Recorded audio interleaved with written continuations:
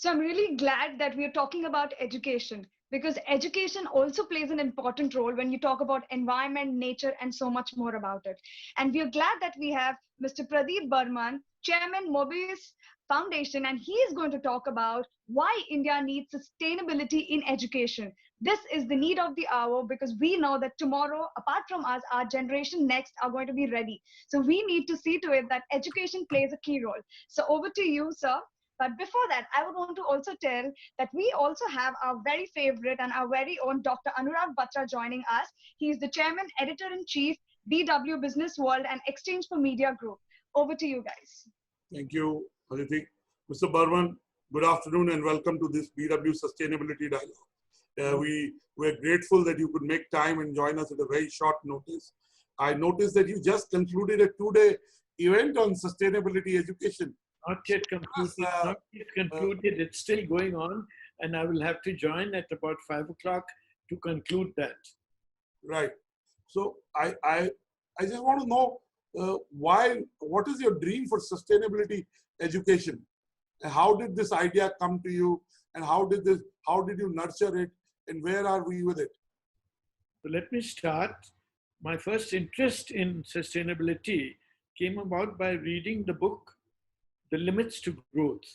The Limits to Growth was a thing of the Club of Rome. I don't know whether you've heard of the Club of Rome, but that was in 1960. And I was in the United States at that time, from 61 to 65.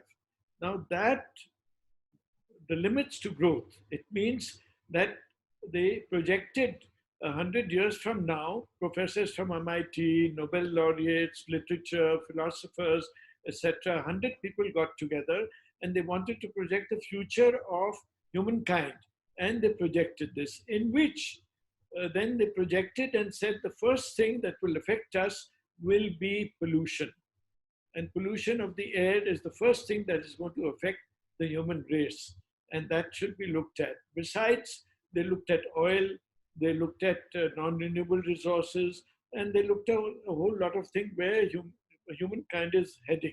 So that was my first exposure to sustainability. And I felt it was the most important thing that humankind could at this time really look at. Because if our future generations are to blame us, that look, you left in us a world which is worse than where you found it, then who's to blame? Naturally, we are to blame and we don't want to take the blame. Fantastic. So you know, the journey started in the 60s and you were so right. You know, the environmental pollution, the pollution in air has really cost us lives. It has cost us health and it has cost us productivity. So good air, good health leads to better GDP, right? The other book I read was the Small is Beautiful by Schumacher. And that also affected me. Besides, the third book I read was, of course, Mahatma Gandhi's Experiments with Truth. And these three books were the guiding principle of sustainability for future generations. Fantastic.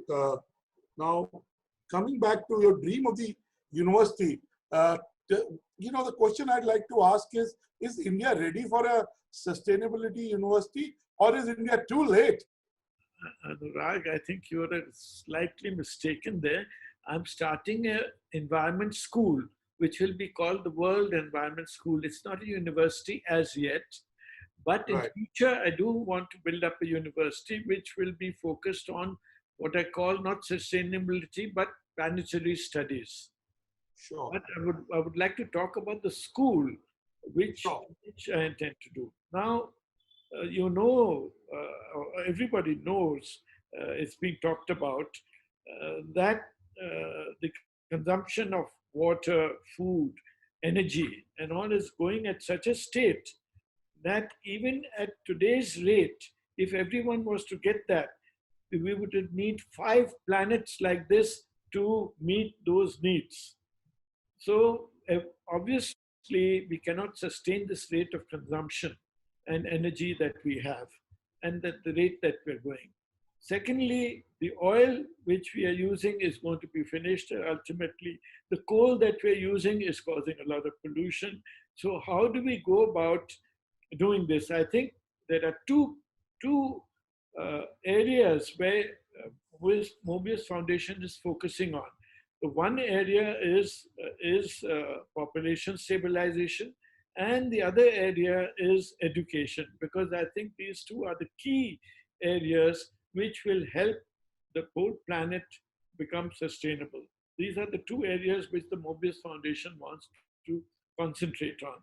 And we want to build up first in a 100-acre site what is known as the World Environment School.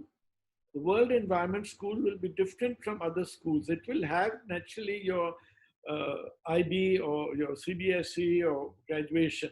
But together with that, we are developing a special curriculum which is focused entirely on sustainability. Entirely on sustainability. And we have a body called CEE, the Center for Environment Education, which is headed by Mr. Karthik Sarabhai, who is making that curriculum right from class 6 to class 10, and then 11 and 12 will be done later on. But this is what we plan to do. Now, what is it different about this? Because this will be treated as a separate subject over there, and it will have to do with experiential learning. That means by doing is what how the students will be able to pick up ideas on sustainability. So we have a lot of things in that we will have solar energy, we will have waste management, we will have fertilizer production from waste, and we will also have biodiversity in what is called Devkad. Devkad is the forest. Devkad is the forest of the gods, where you will have a different variety of trees, as well as the local produce, as well as medicinal plants, which are useful for that region. As you know, the Western Ghats are already a sensitive area, and a lot has been written about it. But we are right in that center, and that is the reason we want to go there to create a center which will be exclusively for what we call the World Environment School. Fantastic. So it's the World Environment School. I've been calling it a university, but the fact is it's about preparing leaders and practitioners who are more sensitive to the environment, and hopefully go and build and practice what they learn in the school. I just want to ask you two questions, and I'll take one or two audience questions and wrap up by the time I agreed with you. One is, rather than starting a school, wouldn't it be better to go to existing school, colleges, and kind of put a module there? So maybe I've been saying for 5 years that in every business school, sustainability education should be a compulsory, because business leaders start evangelizing it, practicing in schools. Whether it's schools in Delhi, Bombay, my kids go to Vasant Valley, maybe in a Vasant Valley school, wherever. Sustainability education, environmental sensitivity should start right at the entry level in education. Wouldn't that be better rather than doing a standalone educational system? That you're correct in saying that, but it doesn't meet the needs or the ideals or the vision that I have or the ideals that I have. I want everything to be sustainable within that school. Now, you know that there are green schools. The green schools also done by TEDI, also done by the Climate Reality Project, also by the Indian Building Code. They have the Green Building Code. All these schools, they're giving certificate to make green school. The CSE also has what is called a green school project, in which they've laid down several criteria of why it should be called a green school. And this is all inspired by the Bali's green school, which is the epitome of all green schools. But we can't have that here, because we don't have the Bali climate, nor do we have the Bali vegetation. Now we have the thing to do it that way. If you go to Bali, the green school in Bali, that tell you exactly everything is recyclable, and everything is done according to green norms. That is my inspiration to put up a school. And I don't think I can do it in any existing school. I can improve that school, but I cannot do it the way that I desire to do it. Fantastic. And you know, you were also the chairman of Dabar Nepal, right? You were also the chairman of Dabar. Now I know you're setting up this school in India. Why not take the lap of Himalayas for this school? Tell us about the place you selected for the school. Why that place? What's the story behind that? I believe you're looking to invest about $35 million, almost 200 crores to build this school. So tell us why this place, what's the story on the location? No, I looked around for a location. I had a plantation in Coorg, and I thought that was the pristine location where all things regarding sustainability could be taught along with the nature over there.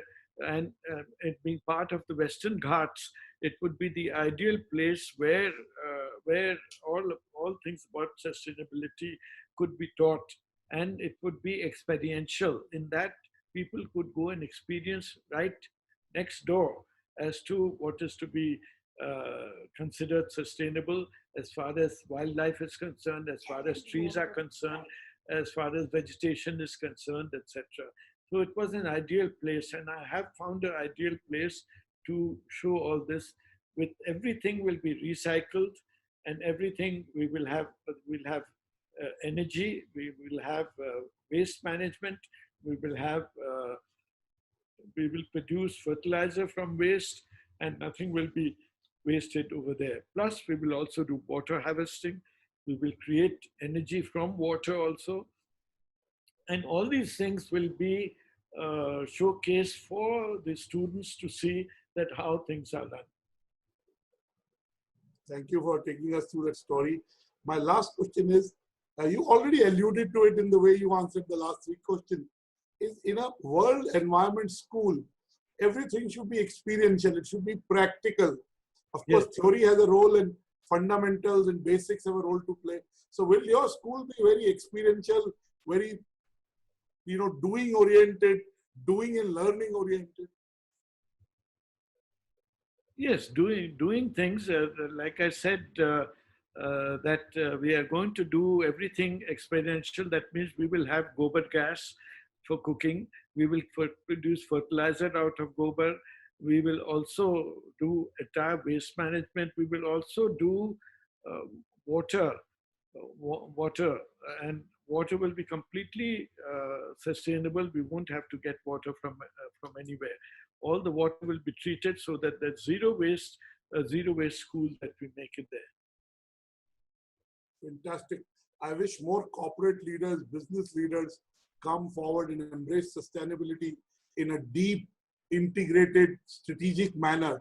Once that happens, I'm sure we will be able to achieve our goals as per the SDGs set by UN and build our own model of an environment-friendly society and environment-friendly business enterprise.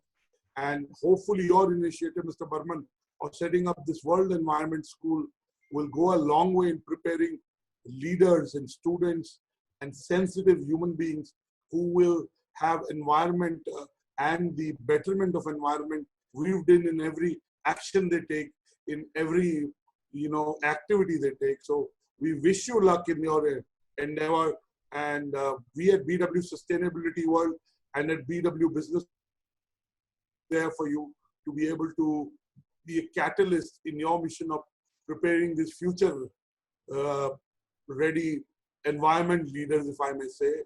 We wish you luck, and I would just like to say that if we were to talk to you 3 years from now, where would the World Environment School be? What's your vision in 3 years? What are you likely to achieve? Do you think the world will survive that long? So God give you long life.